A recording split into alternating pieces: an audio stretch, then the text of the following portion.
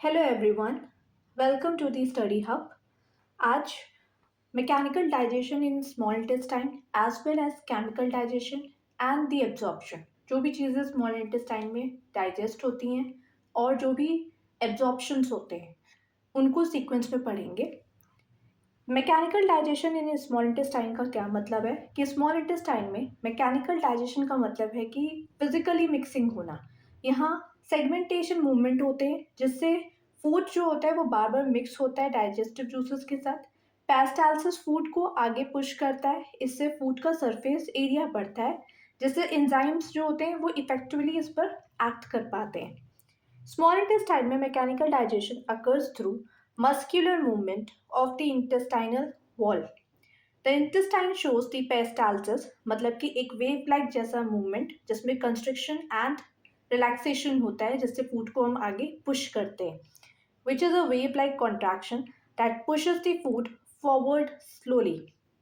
It also performs segmentation movement where the muscles they contract and relax in different sections to mix the food thoroughly with the digestive juices. मतलब कि ये peristalsis भी show करता है और segmentation movement भी show करता है.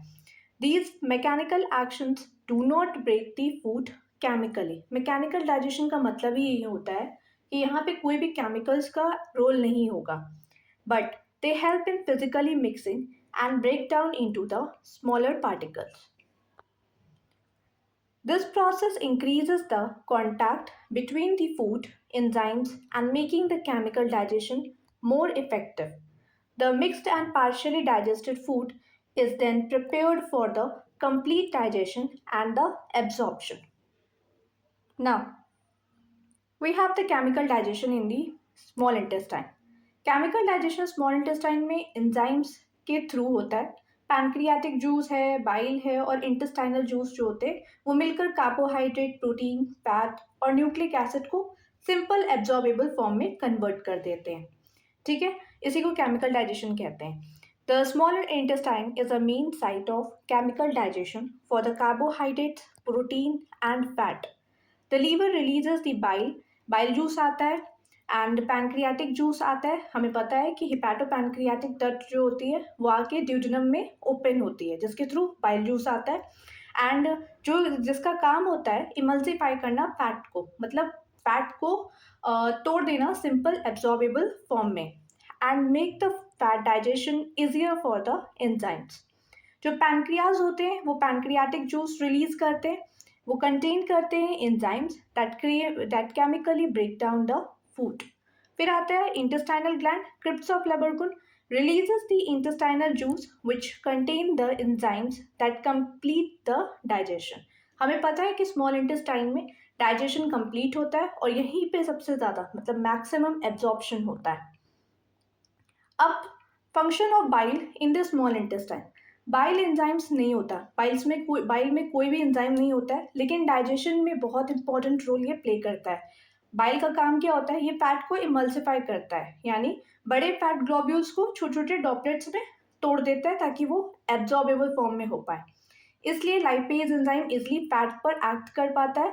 बाइल जो होता है वो स्टमक से आए एसिडिक चाइम को न्यूट्रलाइज करके मीडियम को अल्कलाइन बनाता है. अब हमें पता है कि जो स्टमक में फूड होता है उसको हम लोग चाइम कहते हैं. फूड हमारे माउथ में होता है तो वो सलाइवा के साथ मिक्स होता है और वो क्या बन जाता है, वो बोलस बन जाता है. फिर बोलस ईसोफेगस के थ्रू हमारे स्टमक में आता है. स्टमक में उसी को हम लोग चाइम कहते हैं. देन वो चाइम जो होता है वो स्मॉल इंटेस्टाइन में मूव करता है जिसको हम लोग चाइल कहते हैं. ठीक है, CHYLE. ठीक है, दैट इज नोन एज चाइल.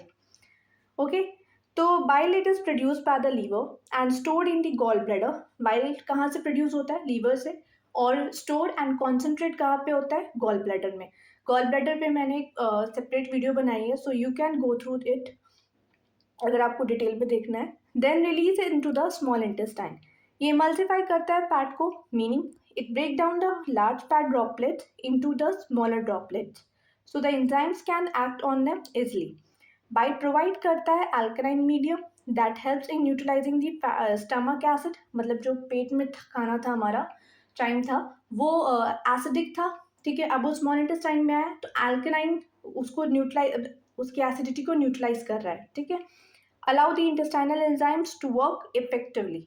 It contain the bile salt, जैसे सोडियम ग्लाइकोलेट हो गया, टॉर्कोलेट हो गया, which helps in digestion and absorption of the fat and fat soluble vitamins A, D, E, K. Bile does not contain the digestive enzymes, but it play a key role in helping the enzymes like the lipase in digesting the fat. It also helps in removing the waste product such as excess cholesterol and the pigment from the body through feces.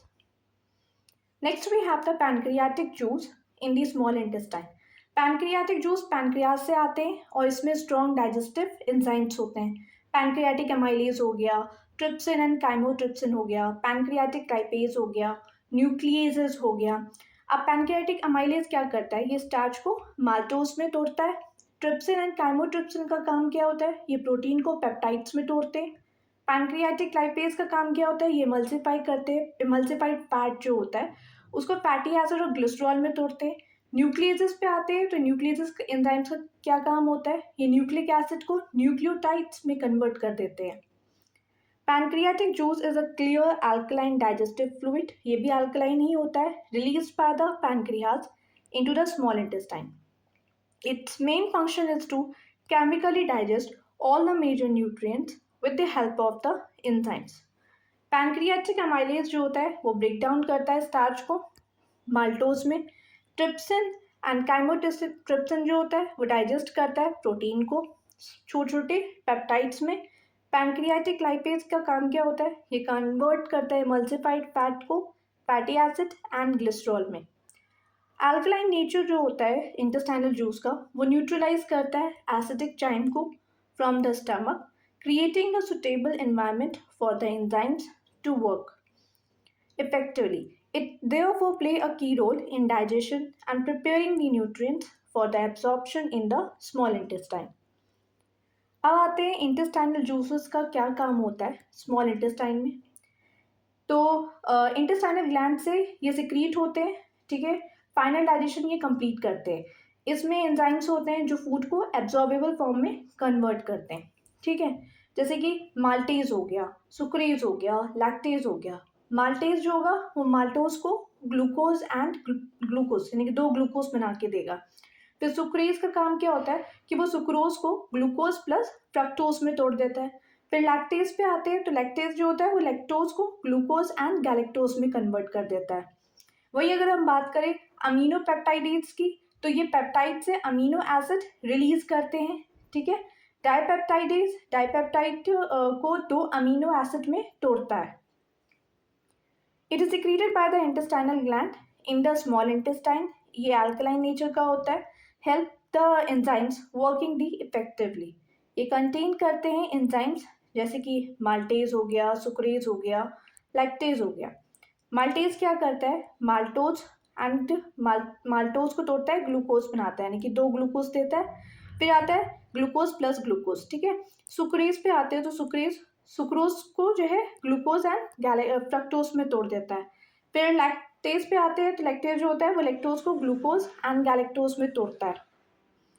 Amino peptidase and dipeptidase ये peptides को amino acid में बना देते हैं। Intestinal lipase जो होता है वो इमल्सिफाइड फैट के ऊपर एक्ट करेगा और फैटी एसिड एंड ग्लिसरॉल बना के देगा। हेल्प करता है convert the nutrients into the absorbable form. तो इंटेस्टाइनल जूस जो होते हैं वो हेल्प करते हैं न्यूट्रिएंट्स को कि वो एब्जॉर्बेबल फॉर्म में कन्वर्ट हो जाए। ये सपोर्ट करता है एब्जॉर्प्शन को through the villi and the blood and the lymph. Basically हमारे स्मॉल इंटेस्टाइन में विलाई एंड माइक्रोविलाई प्रेजेंट होते हैं। माइक्रोविलाई जो ब्रश बॉर्डर अपीयरेंस देते हैं, ये सरफेस एब्जॉर्प्शन के सरफेस एरिया को इंक्रीज कर देते हैं। तो मैक्सिमम एब्जॉर्प्शन जो होता है वो हमारा स्मॉल इंटेस्टाइन में ही होता है ना। Digestion in the carbohydrate, digestion of carbohydrate in the small intestine. तो अब यहाँ पे आते हैं, बेसिकली स्टार्च डाइजेशन माउथ में स्टार्ट होता है। हमें पता है कि सलाइवरी एमाइलेज जो होता है वो कार्बोहाइड्रेट यानी स्टार्च को तोड़ देता है, ठीक है, ग्लूकोज में। ये स्टार्ट होता है हमारा कार्बोहाइड्रेट का डाइजेशन माउथ से ही स्टार्ट होता है। पैनक्रियाटिक एमाइलेज स्टार्च को माल्टोज में तोड़ते हैं। माल्टेज जो होता है, माल्टेज सुक्रेज लैक्टेज डाइसैक्राइड्स को मोनोसैक्राइड्स में कन्वर्ट कर देते हैं। जो फाइनल प्रोडक्ट होता है वो ग्लूकोज होता है, फ्रक्टोज होता है एंड गैलेक्टोज होता है. Carbohydrate digestion in the small intestine begins mainly in the duodenum, where the pancreatic juice and bile they enter through their respective ducts. The pancreas secretes the pancreatic amylase, an enzyme that break down the starch into the maltose. मतलब pancreas जो होता है ये pancreatic amylase को secrete करते हैं. ये एक ऐसा एंजाइम है जो ब्रेक डाउन करता है स्टार्च को माल्टोज में, जो कि एक डाइसैक्राइड है. Bile does not digest the carbohydrate, but it neutralizes the acidic chain coming from the stomach and creates a slightly alkaline environment which is necessary for the enzyme to work properly. Bile का कोई role नहीं होता carbohydrate को digest करने में. When the partially digested food moves further into the ileum, intestinal juice secreted by the crypts of Leberkuhn completes the digestion. Ileum जो होता है वो कंटेन करता है एंजाइम्स जैसे कि माल्टेज हो गया, सुक्रेज हो गया, लैक्टेज हो गया, जो कन्वर्ट करते हैं माल्टोज को ग्लूकोज में, सुक्रेज सुक्रोज को ग्लूकोज एंड फ्रक्टोज में, लैक्टेज जो होता है वो लैक्टोज पे एक्ट करेगा, ग्लूकोज एंड गैलेक्टोज में कन्वर्ट कर देगा. ये जो फाइनल सिंपल शुगर्स हैं are then absorbed into the blood stream through the intestinal villi. जबकि जो फैट होता है वो विलाई के अंदर जो लेक्टियल्स प्रेजेंट होते हैं उनमें एब्जॉर्ब होता है, डायरेक्टली ब्लड स्ट्रीम में नहीं एब्जॉर्ब होता. अब आते हैं प्रोटीन के डाइजेशन के ऊपर. स्मॉल इंटेस्टाइन में प्रोटीन का डाइजेशन. प्रोटीन पार्शियली स्टमक में डाइजेस्ट हो चुके होते हैं.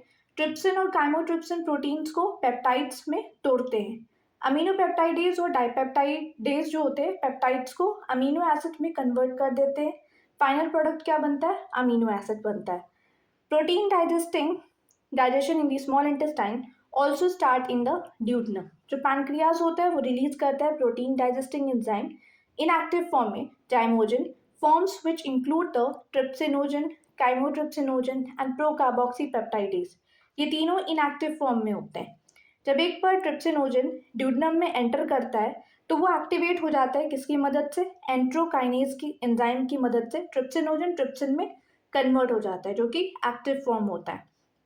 जो एक्टिवेटेड ट्रिप्सिन है वो बाद में कन्वर्ट करता है काइमोट्रिप्सिनोजन को काइमोट्रिप्सिन में एंड प्रोकार्बोक्सीपेप्टाइडेज को इनटू द एक्टिव कार्बोक्सीपेप्टाइडेज में.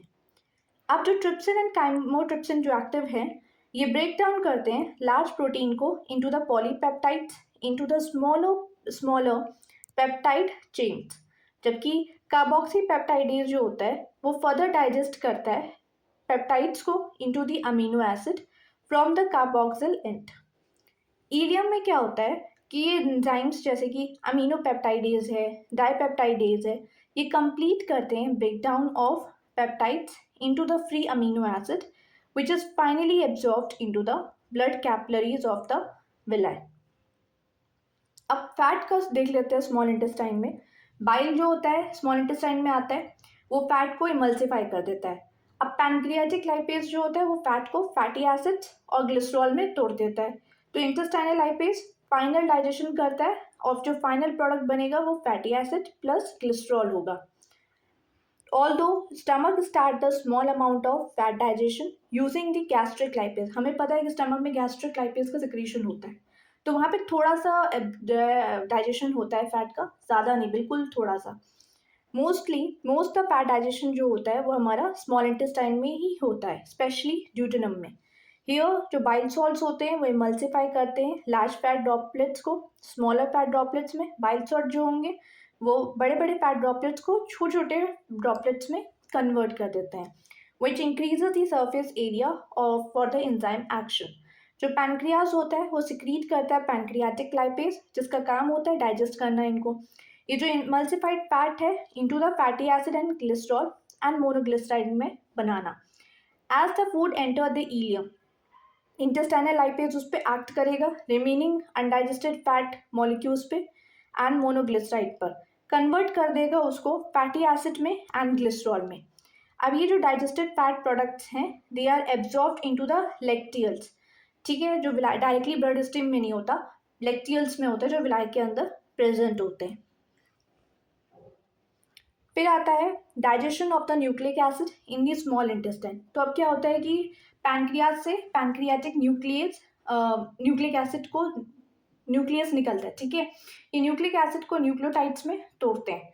इंटेस्टाइनल एंजाइम्स जो होते हैं वो न्यूक्लियोटाइड्स को शुगर, नाइट्रोजनस बेसेस और फॉस्फेट में कन्वर्ट कर देते हैं। The digestion of the nucleic acid takes place entirely in the small intestine. The pancreas releases the enzyme, जैसे कि डीऑक्सीराइबोन्यूक्लियेज है, राइबोन्यूक्लियेज है, ठीक है, डीएनएज, और राइबोन्यूक्लियस को हम आरएनएज कहते हैं, which break down the DNA and RNA into the nucleotides.